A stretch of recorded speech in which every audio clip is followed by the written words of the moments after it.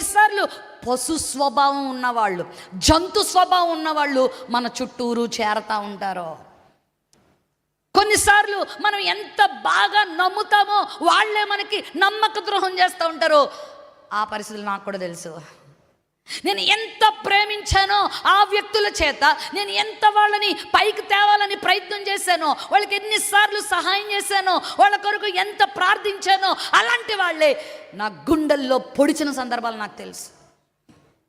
నమ్మక ద్రోహాలు తెలుసు.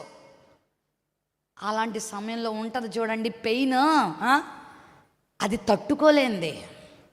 గుర్తొచ్చినప్పుడల్లా మరి చూడండి, మన చుట్టూనే ఉంటే మన గోతులు తవ్వుతూ, మన చుట్టూనే ఉంటూ మనకి హాని చేసే మనుషులు ఎంత డేంజరో. అందుకే నా చుట్టూరు కుక్కలు ఉన్నాయి, నా చుట్టూ వృషభాలు ఉన్నాయి, నా చుట్టూరు సింహాలు ఉన్నాయి ప్రభువా అంటూ ఇక్కడ బాధపడుతున్నాడు. ఒకవేళ ఇలాంటి పరిస్థితులు మీరు ఎవరైనా వెంటాడుతున్నారా, వెళ్తున్నారా?